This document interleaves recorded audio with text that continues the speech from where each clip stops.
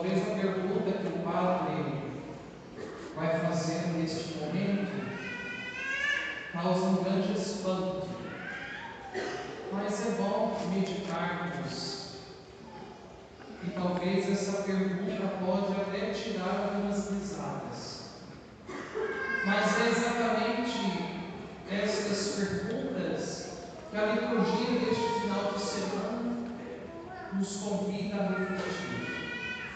A primeira delas: quem quer morrer? Levante a mão.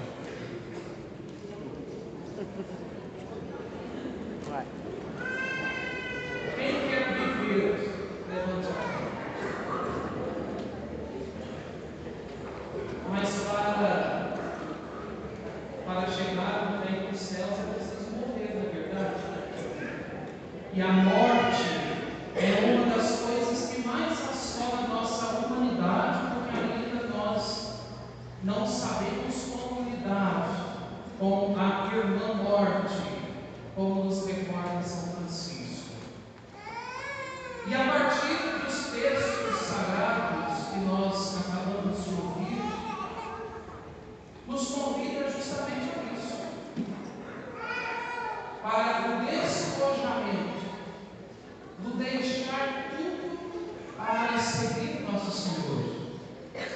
No último mês, nós fomos convidados pela Igreja a refletir sobre a nossa vocação.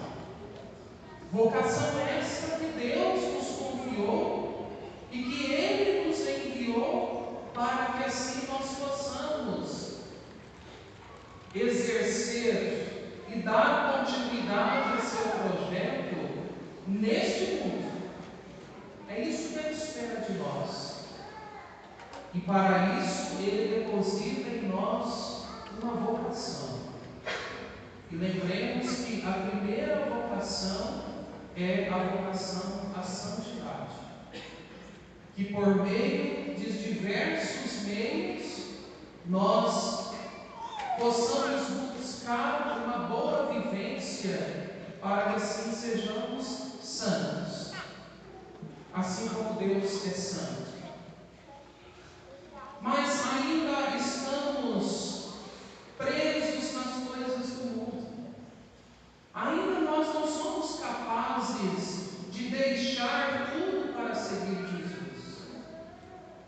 E preferimos muitas das vezes a morte. Por isso o Padre fez essa pergunta: quem quer morrer? Porque nós preferimos de fato a morte. Porque a morte, meus irmãos, ela nos coloca numa condição muito baixa, no sentido de que, quando a morte ela não é bem interpretada, ela se torna eterna. Mas quando nós olhamos para Cristo, e a partir de sua imagem com os braços abertos, nós entendemos que essa morte ela foi derrotada e Deus devolve para nós a vida.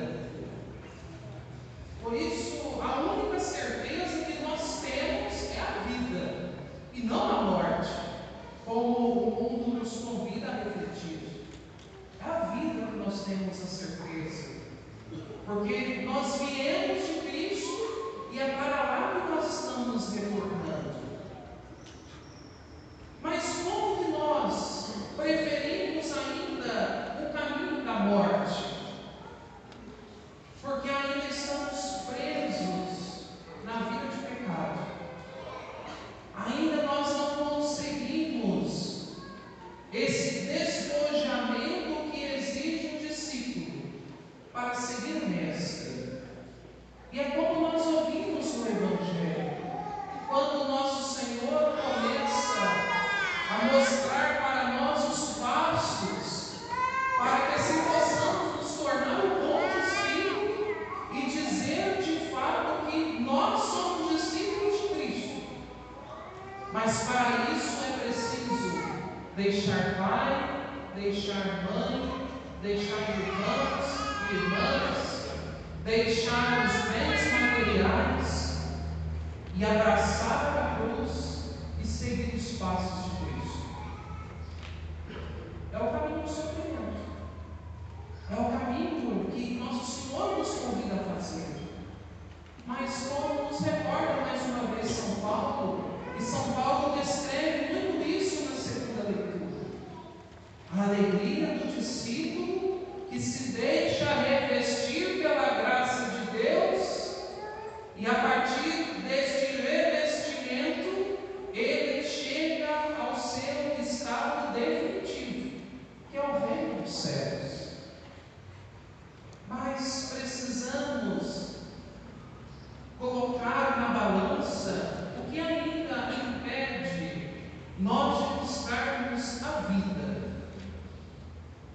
Porque, meus queridos irmãos, ser discípulo de Jesus, estar junto com Jesus, participar do seu mistério, é o se esvaziar-se de si para encher-se de Cristo. Mas nós somos humanos e nós temos a nossa fraqueza, e o tempo todo nós queremos buscar a felicidade, queremos ser felizes, queremos buscar o nosso estado definitivo, mas não entendemos ainda que o nosso estado definitivo é o reino dos céus, porque nós achamos que a felicidade está aqui, mas a felicidade é Cristo. As coisas deste mundo são coisas passageiras, tendo em vista que o mundo ele é muito bom, porque ele é criado por Deus, mas tudo aquilo que é oposto a Deus nos leva ao caminho da morte, porque nos leva ao pecado. E quando nós não conseguimos preencher aquele vazio que nós sentimos no nosso interior, nós queremos colocar nas coisas externas, nessas coisas que o mundo oferece. Por isso que muitas das vezes nós não conseguimos exercer de fato aquilo que Cristo espera de nós, porque aqui estamos presos. Em vez de usarmos estas coisas que passam para buscarmos aquelas que não passam, nós preferimos e depositamos toda a nossa confiança nessas coisas que passam. E com isso nós caímos numa grande frustração. E nós perdemos completamente o sentido da nossa vida, porque nós perdemos Cristo como foco. E o verdadeiro discípulo é aquele que se coloca de fato diante de Cristo e deixa que a sua vida seja moldada pelo próprio Cristo, assim como um barro na mão do oleiro, que começa a tomar uma forma e vira um lindo vaso. Nós somos assim, meus irmãos. Mas quando nós não permitimos que Deus nos molde, nós iremos permanecer como barro, sem valor. E um verdadeiro discípulo é aquele que se coloca à disposição para o anúncio do reino. Todos nós somos crismados, e tem aqueles que estão se preparando. Todos nós fomos batizados. Alguns já receberam o sacramento do matrimônio, para que recebeu o sacramento da ordem. Mas por que nós recebemos os sacramentos? Para que nós sejamos outro Cristo na vida dos nossos irmãos. E muitas das vezes nós não somos, porque pensamos somente em nós e não pensamos de fato no reino. E o mais triste, meus irmãos, é pensarmos que muitas das vezes isso está bem próximo de nós, está dentro da própria igreja, porque ainda nós não descobrimos o sentido da comunidade. E voltamos e lembramos do nosso saudoso Papa Francisco, quando ele falava sobre a santidade. Não dá para sermos santos isolados. Não dá para sermos discípulos isolados. É preciso viver em comunidade, para que assim possamos atingir essa sabedoria do alto da qual nos recorda a primeira leitura. E assim nós iremos atingir o nosso estado definitivo. Que possamos refletir e pensar e colocarmos até mesmo numa balança. O que ainda falta em nós para buscarmos este esvaziamento de si para aderirmos às coisas de Cristo? O que ainda nos impede de ser discípulos de Jesus para seguir? Porque muitas das vezes nós queremos ser discípulos de Jesus, mas nós queremos criar as nossas próprias leis. Mas nosso Senhor é muito claro no Evangelho, e não dá para mudarmos isso. Se você quer ser um discípulo, tome a sua cruz. Mas nós não queremos tomar a cruz. Nós queremos seguir Jesus sem cruz, mas não darmos para optarmos por este caminho. Este é o caminho dos falsos profetas, que mostra para nós apenas um Jesus glorioso, mas não mostra para nós um Jesus humano e aquele Jesus que de fato sofreu, porque ele carregou sobre os seus ombros o peso dos nossos pecados. Por isso nós somos chamados a entender e testemunhar isso, que ele é humano e divino. Porque através da sua humanidade, ele eleva a nossa, para que assim possamos estar com ele e gozar das alegrias eternas no reino dos céus.